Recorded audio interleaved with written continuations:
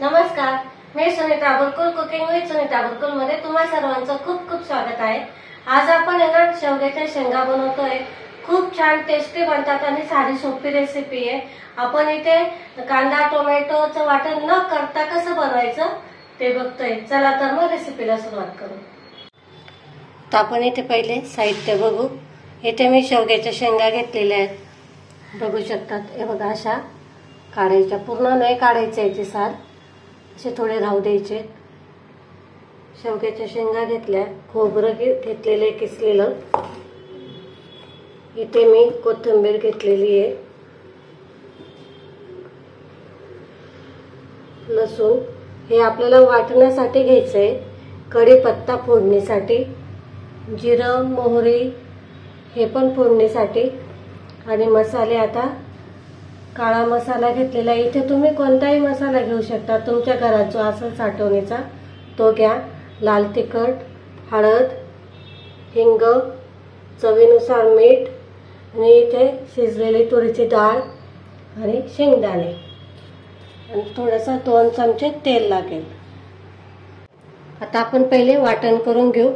त्यामध्ये आपण खोबरं टाकतोय, हे मी किसून घेतलेलं खोबरं आहे। वरचं जे काळा पाट असतो ना तो मी काढून घेतलेला आहे। त्याचबरोबर कोथिंबीर टाकायची आपल्याला, मुठभर कोथिंबीर, आणि 7 ते 8 लसणाच्या पाकळ्या।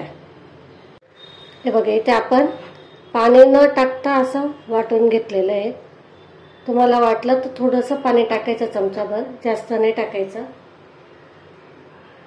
आता आपण इथे भाजीला फोडणी देतोय।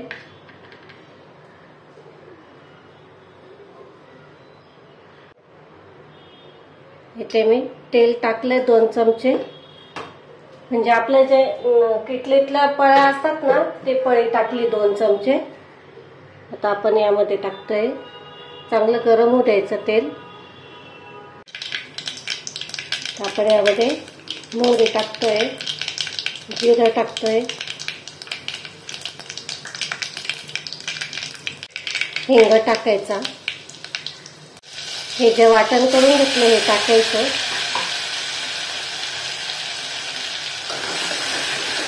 चांगलं परतवून घ्यायचं।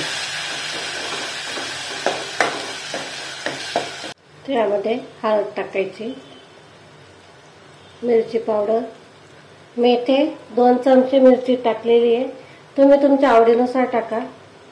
इथे काळा मसाला किंवा गोडा मसाला ज्याला बोलतात तो टाकलेला 1 चमचा,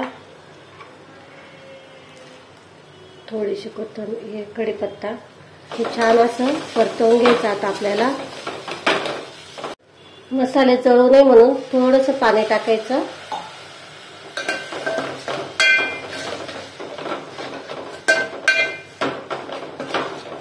हे बघा, छान परतवले गेलेले। आता हे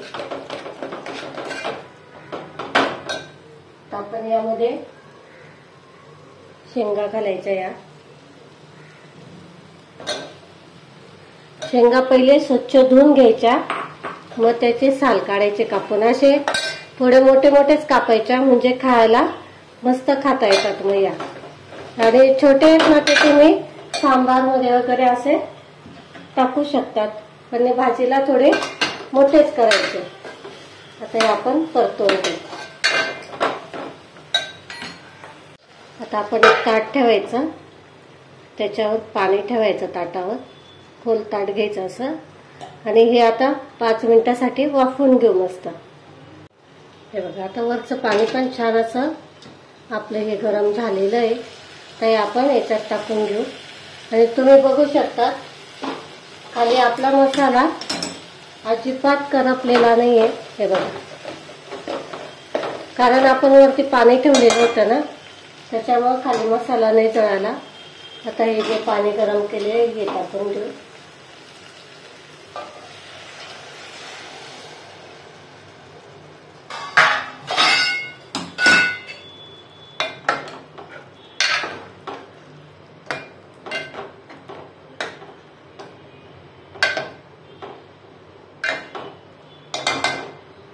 इथे मी अजून पाणी गरम केलेलं आहे, ते पण टाकून देऊ आपण। जवळजवळ इथे मी 2 ते 3 ग्लास पाणी गरम करून टाकलेलं आहे. आता गॅस मोठा करायचा आणि याला छान उकळू द्यायचं.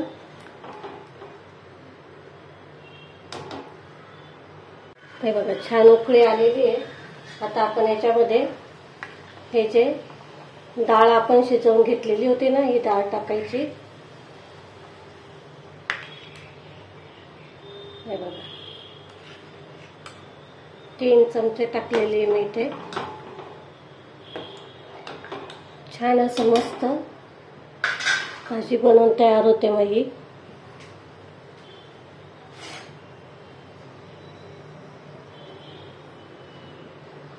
तर त्यामध्ये आपल्याला थोडासा शेंगदाण्याचा कूट टाकायचा आहे. 2 चमचे टाकते आहे मी इथे.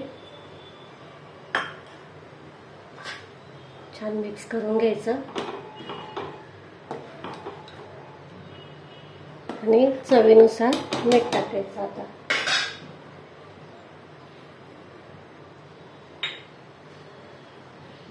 ही भाजी छान अशी आता आपण शिजवू देऊ.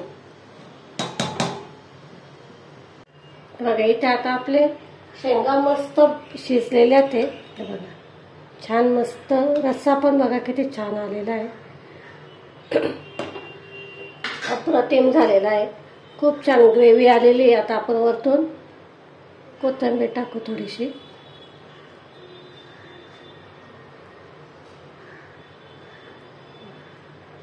शेंगा शिजल्या आहेत. ग्रेव्ही पण छान आलेली आहे. आता आपण इथे गॅस बंद करतोय. आपली भाजी तयार झालेली आहे. हे बघा ग्रेव्ही तर बघा किती छान आलेली. कलर बघा त्याचा तुम्हाला व्हिडिओमध्ये दिसत नसेल व्यवस्थित. हे बघा तुम्हाला जवळून दाखवते. बघा छान आलेले आहे. खूप छान चवदार लागते ही भाजी. मस्त लागते. चमचा पळीमध्ये आणि याच्यात पातेल्यात बघा कसं वेगवेगळं दिसतंय. म्हणजे जवळून दाखवते तुम्हाला. खूप छान झालेली आहे ग्रेव्ही पण मस्त तरी आलेली भाजीला. चला तर मग आता सर्व करू.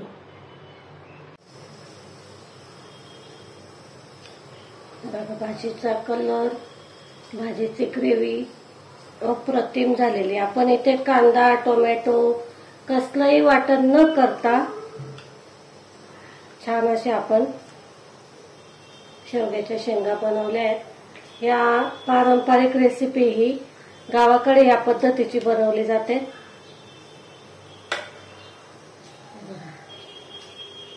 छान मस्त शिजलेल्या शेंगा पण. ग्रेव्ही तर बघा किती छान आलेली त्याची.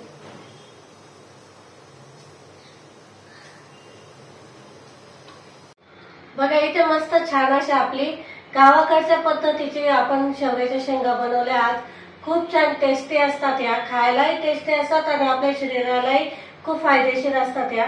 त्यामुळे ह्या शेंगा आहेत ना, हप्त्यातून 1 ते 2 वेळा तर नक्की बनवल्या पाहिजे. खूप छान टेस्टी असतात आणि आरोग्यदायक असतात या. तर तुम्हाला जर रेसिपी जर आवडली असेल तर लाईक करा, शेअर करा आणि सबस्क्राईब केलं नसेल तर सबस्क्राईब करा. अशाच नवनवीन रेसिपींसोबत आपण पुन्हा भेटू. तोपर्यंत नमस्कार.